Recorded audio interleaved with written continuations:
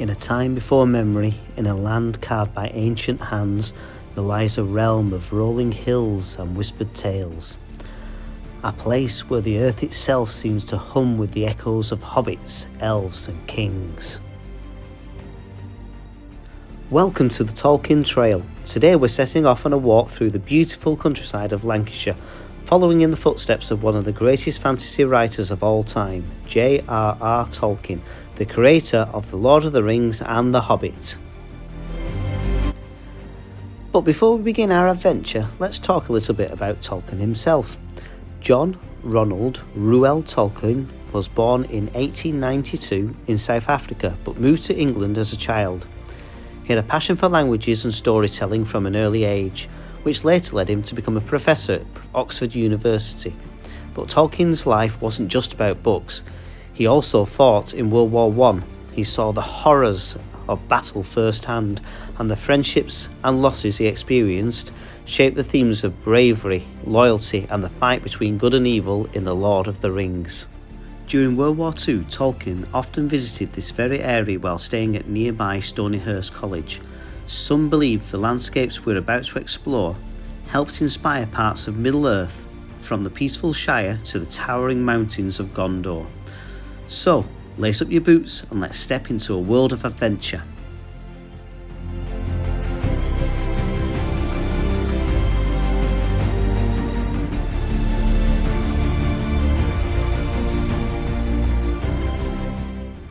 As we enter the woods, take a moment to imagine you're walking through the ancient forests of Middle-earth.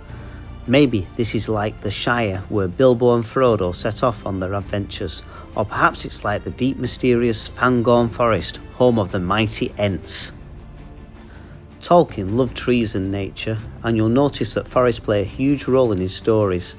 He even made trees come to life. The Ents, like Treebeard, were inspired by Tolkien's belief that trees had wisdom and power. Looking around, it's easy to see why he thought that. Fun fact, Tolkien once said that if he could be any creature from his stories, he would be a hobbit. He loved simple pleasures, books, good food and long countryside walks, just like this one.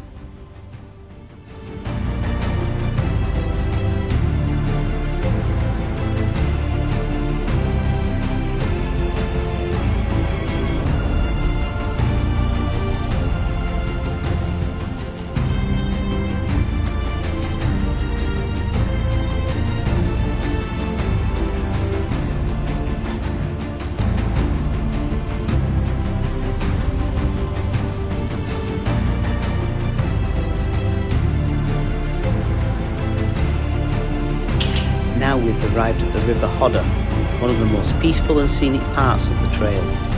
Flowing through the Lancashire countryside, this river has been here for thousands of years, shaping the landscape around it.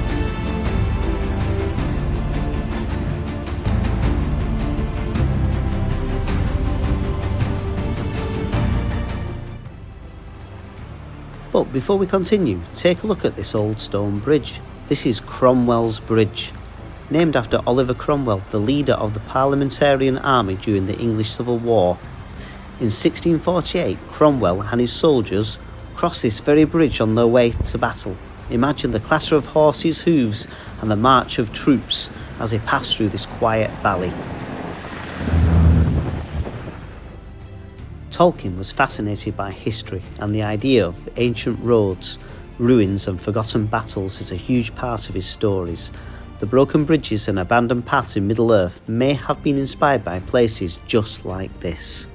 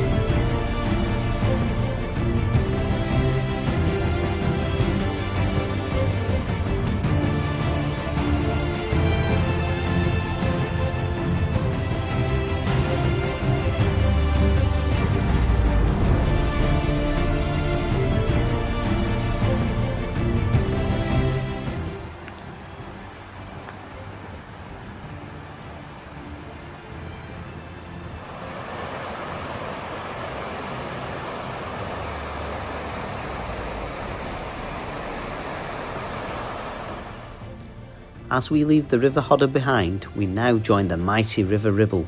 This river winds its way through the landscape, just like the great River Anduin in The Lord of the Rings, where the Fellowship travelled on their journey to destroy the One Ring.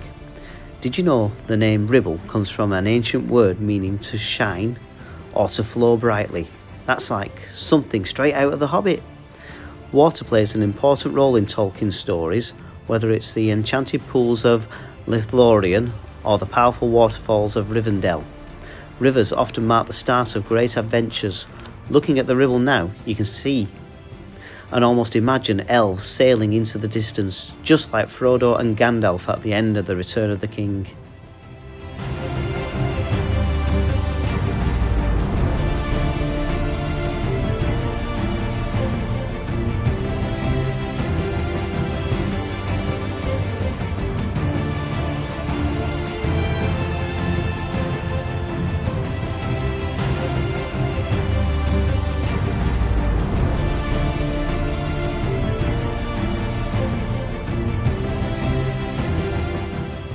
Now, we're making our way towards Stonyhurst College, a magnificent old building that played a big role in Tolkien's connection to this area. His son, John, studied here to become a priest, and Tolkien himself often visited during World War II. Some say that the rugged landscapes around Stonyhurst helped inspire Middle-earth. The rocky hills and the craggy outcrops might remind you of Weathertop, where Frodo and his friends were attacked by the Ringwraiths. Others believe the towering buildings of the college could have influenced Tolkien's descriptions of Minas Tirith, the great city of Gondor. Fun fact, inside Stonyhurst College there's a huge library filled with ancient books. Some believe Tolkien may have drawn inspiration from these old texts. There's even a map of Middle-earth drawn by one of his students. Tolkien didn't just write his stories, he created entire worlds, including maps, languages and histories for every mountain, river and forest. As we make our way back to Hurst Green, it's easy to see why Tolkien found this area so inspiring. He once said that his stories weren't just about fantasy, they were about real things like friendship, courage and the love of home. His characters Frodo, Sam, Gandalf and Aragorn aren't heroes because they're the strongest or the smartest, they're heroes because they keep going, even when the journey is tough. And that's something Tolkien himself believed in, having lived through war and hardship. Did you know The Hobbit started as a bedtime story for Tolkien's children? One day he found a blank page in a notebook and without thinking wrote, "In a hole in the ground there lived a hobbit." That one sentence led to an entire world. And now, after our adventure, it's time to relax at Millie's Cafe, a perfect place for a hot drink, a slice of cake or a well-earned sandwich. Even hobbits would approve. After all, they love good food and they'd never say no to second breakfast. But before we go, I have a challenge for you. If you've never read The Hobbit or Lord of the Rings, why not give them a try? They're full of exciting adventures, magical creatures and unforgettable heroes. You'll meet brave hobbits, wise wizards and terrifying dragons. And who knows, you might even find yourself on a quest of your own. Tolkien created an entire world waiting to be explored, and the best way to experience it is by reading his books. If you love stories about adventure, friendship and courage, then Middle-earth is a place you'll never want to leave. So, if you ever get the chance, come and explore the Tolkien Trail for yourself. Walk the paths he once walked. Take in the landscapes that may have helped shape Middle-earth and let your imagination run wild. Thanks for joining me on this magical journey. Don't forget to like, subscribe and stay tuned for more adventures. And most importantly, happy reading!